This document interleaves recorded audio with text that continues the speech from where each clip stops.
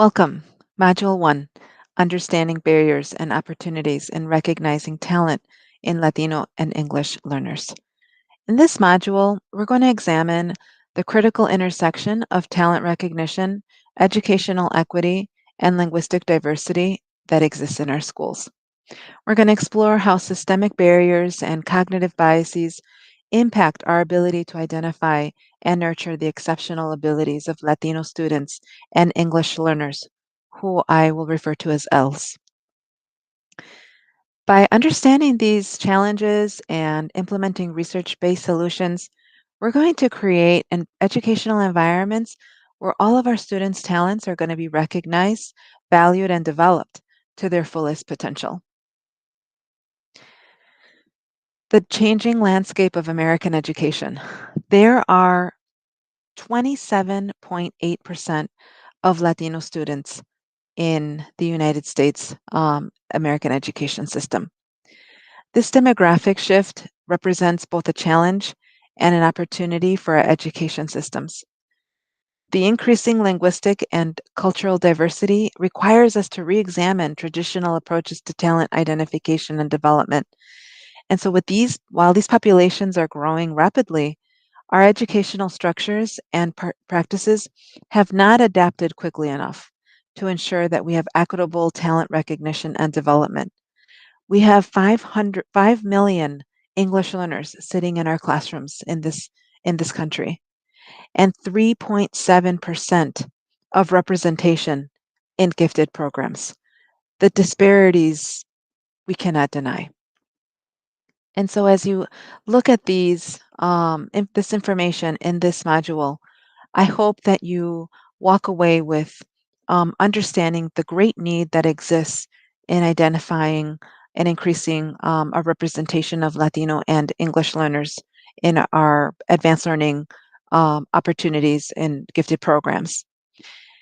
Research by the United States Department of Education indicated that this underrepresentation persists even when controlling for socioeconomic factors, suggesting that cultural and linguistic barriers play a significant role in the identification process.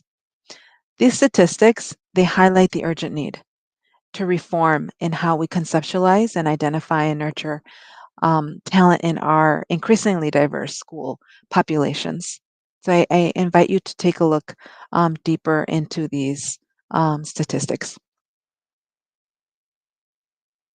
Traditional identification methods for gifted programs have consistently underidentified Latino and L students. This has created a persistent representation gap in advanced academic services. This disparity stems from multiple interconnected factors. For example, assessment limitations. So standardized assessments, they often contain cultural and linguistic bias, measuring acculturation rather than ability, to be honest. They're verbal heavy tests, and particularly disadvantage emerging bilingual students who may possess exceptional reasoning skills but have limited English proficiency. Test anxiety and unfamiliarity with testing formats further compound these challenges. Teacher perception barriers, such as implicit bias, can influence how educators perceive student potential. Misinformation of cultural behaviors. Without specific training in cultural manifestations of giftedness, teachers may misinterpret cultural behaviors or miss non traditional indicators of advanced thinking. Language differences can also mask cognitive strengths when students cannot fully express complex thoughts in English. We also have systemic and cultural factors, such as inequitable access to early enrichment programs or opportunities. This creates readiness gaps before formal schooling even begins. The cultural values emphasizing collective achievement over individual recognition that is often valued in American society, and this may result in downplaying students' abilities. Families may lack information about gifted services or opportunities or experience barriers to this advocacy due to their language differences or mistrust in institutions.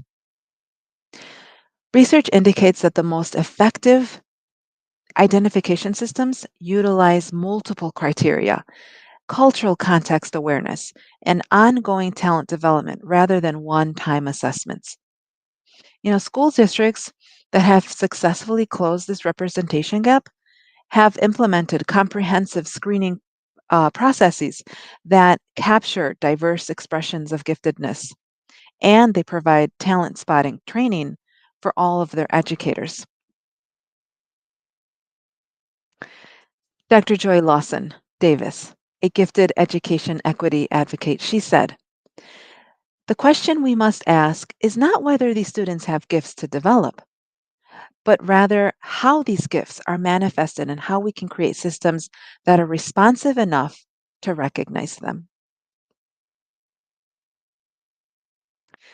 Systemic barriers to talent recognition. These systemic barriers create a persistent pattern of underidentification that cannot be attributed to differences in ability or potential. There was a research study done by Castellano and Fraser in 2016, and they found that when more equitable identification systems are implemented, the proportion of Latino and L students identified for gifted services increased dramatically. The challenge lies not in the student's ability, but in our system's capacity to recognize diverse manifestations of talent. And so we have a difference of traditional identification methods and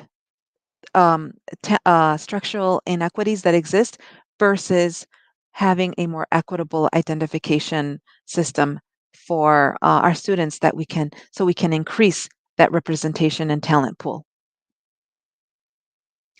Many districts that have found success with universal screening approaches that assess all students rather than relying on teacher or parent nominations. Additionally, the use of local norms, where you're comparing your students with your student population rather than comparing your students with national peers. This has shown promise in creating more representative talent development programs. Understanding barriers to talent recognition. Latino and L students are significantly underrepresented in advanced learning programs nationwide. The root cause of this underrepresentation, it's very complex and it's interconnected. There are traditional identification methods and deficit perspectives and cultural mismatch. These are three of the most major barriers that exist in districts nationwide. And research has found that teachers' perceptions significantly impact advanced program nominations. So, when presented with identical student work samples, teachers were 30% less likely to recommend Latino and L students for gifted services compared to white English proficient peers. And the consequences of these barriers are severe and long lasting, as I mentioned to you earlier in the overview module and my story. It reduces academic self concept, disengagement from school, unrealized potential. And when talented students from diverse backgrounds are overlooked, we all lose their potential contributions to our classrooms, our communities, and our society. So I encourage you to look further into this and what barriers may exist in your talent recognition in your districts or schools.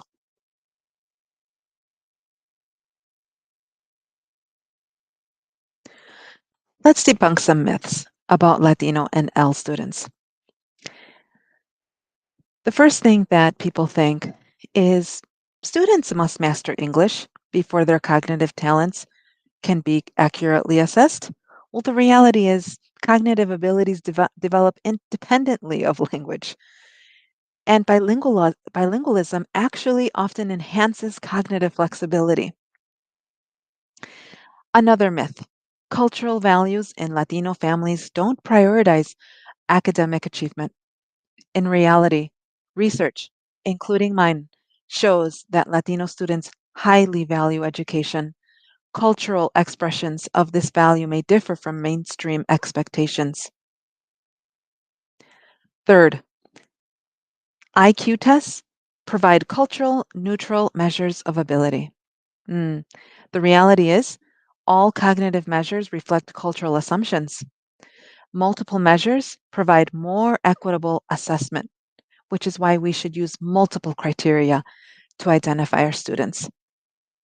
These persistent myths create a cycle of under-identification that becomes self-reinforcing over time.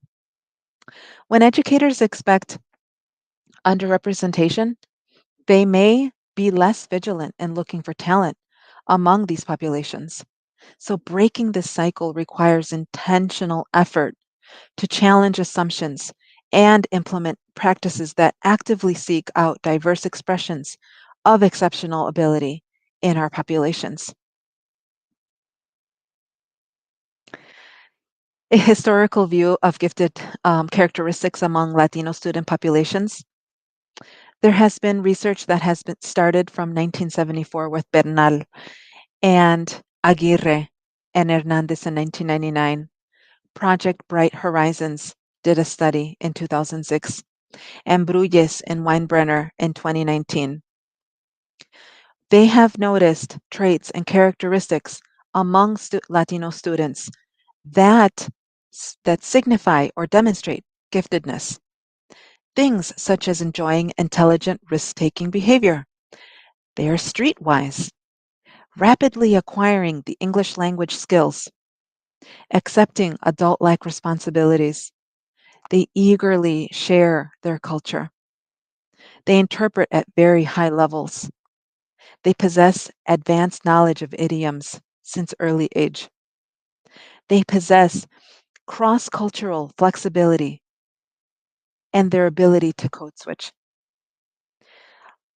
Other traits. They have strong desire to learn in their language and in English.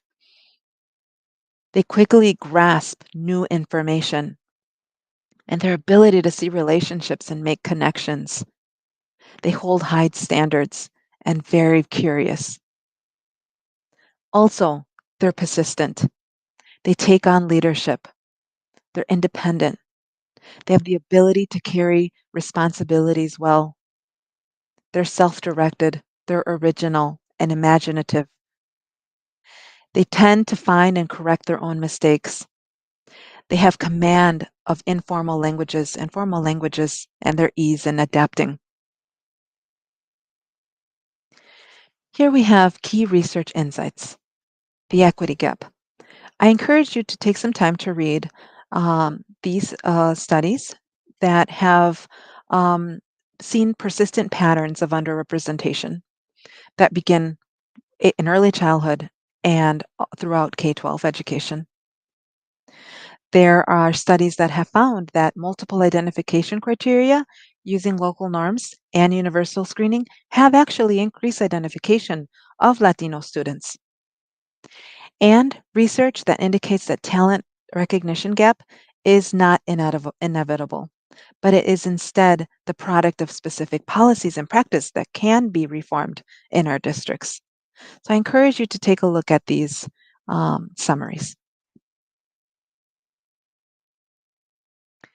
The opportunity, culturally responsive talent development. Transformative identification practices require a fundamental shift from deficit-based to strength-based perspectives. Effective models recognizing that giftedness manifests differently across cultures and it creates multiple pathways for talent recognition. There are 4 things we can do.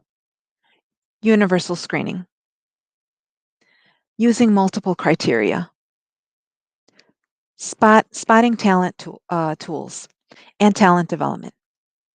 These 4 things have shown to increase representation. So, for starters, implementing a district-wide screener for all students using nonverbal and culturally fair assessments. That will help minimize language demands. Consider tools or assessments like the Naglari nonverbal ability test, or the cognitive ability test, COGAT. These are nonverbal batteries that reduce cultural and linguistic load. Using multiple criteria, develop like a portfolio approach that considers different diverse indicators such as problem solving abilities, creative assessments, work samples, and performance tasks. Spotting talent. Train your teachers to recognize cultural expressions of giftedness using tools like the TOPS, Teacher Observation of Potential in Students, which is a tool that my district MPS uses. These identification teams, they can include ESL specialists, school psychologists, and classroom teachers, where they are all looking and talent scouting for potential, gifted potential in their students. Lastly, talent development. Implementing a front-loading enrichment opportunities for all students starting in Tier 1, universal instruction. So a great model that I would encourage you to look at is the Renzulli school-wide enrichment model, which I have linked in the uh, in the handout. This exposes students to advanced content before being formally identified. And so this allows you to document the response to enrichment as evidence for potential. Real world example, Cleveland Public Schools. They increased their Latino student population in gifted programs by 64% by implementing these practices systematically. Their approach included native language assessment options, family engagement specialists who explained the process to families in culturally relevant ways, and PD for all staff on recognizing diverse manifestations of giftedness.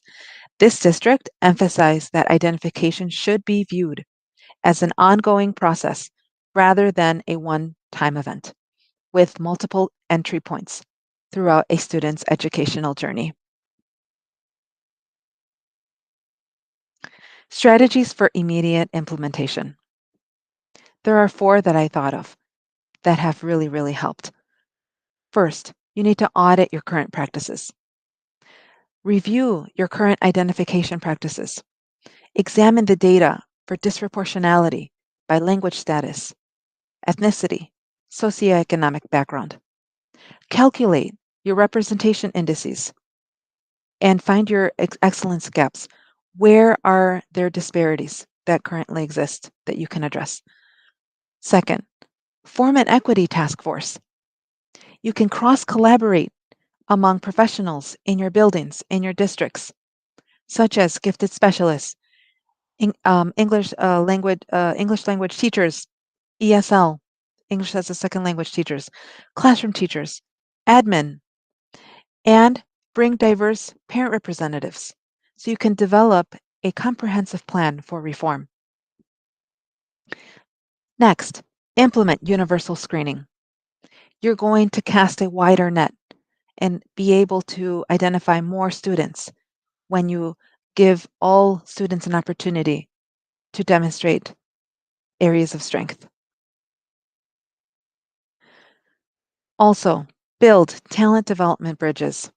Create pathways between ELs and gifted programs through collaborative planning, co-teaching models, PD that help both specialist groups recognize and nurture talent in linguistically diverse students.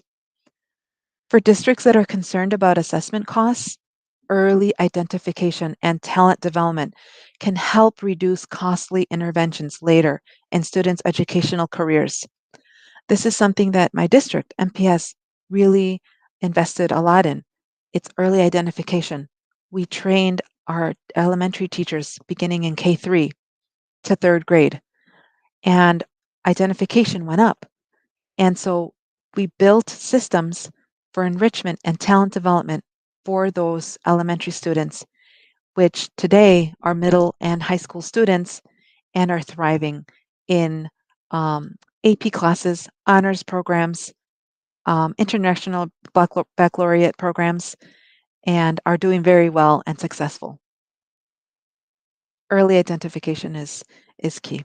So these strategies can be implemented within existing resource constraints and often require reallocation of attention and effort rather than significant new funding. The most important ingredient in leadership commitment to equity in talent development as core educational priority. So by taking these concrete steps, schools and districts will begin to address the systemic barriers that have historically prevented full recognition of Latino and English learner talent. The benefits extend beyond these populations to create more equitable and effective talent development systems for all of our students. So moving forward, a call to action. The underrepresentation of Latino and ELs in talent development programs presents one of the most persistent equity gaps in American education. Addressing this gap not only is a matter of educational justice, but also an economic and social imperative in an increasingly diverse society that we cannot afford to waste talent. So by implementing the research-based strategies that I outline in this module, educators can begin to dismantle both systemic barriers and cognitive biases that have historically limited recognition of diverse talent. So the successful school district demonstrates that significant progress is possible when there is sustained commitment to examining and reforming identification practices. So we need to reframe the narrative. We need to invest in teacher capacity, engage with our families as partners. The question is not whether Latino and ELS students have gifts and talents. They unquestionably do. The real question is whether our educational systems have the vision, commitment, and cultural responsiveness to develop and recognize these talents. The future of these students, and indeed our collective future, depends on our answer. So, as a team, I would like you to engage in these discussion prompts. What are the most common biases affecting L and Latino gifted identification in your context? What data sources and perspectives are often excluded in identification conversations? Next, apply tasks. There are 2 articles I would like you to read. And I also have a data dive. Examine current excellence gaps in Illinois, or you can do your district or your school and analyze the data trends. I also have a handout linked for you to compute your excellence gap. And I walk you through what excellence gaps are and how to find and compute your excellence gap representation indices for certain populations. Thank you.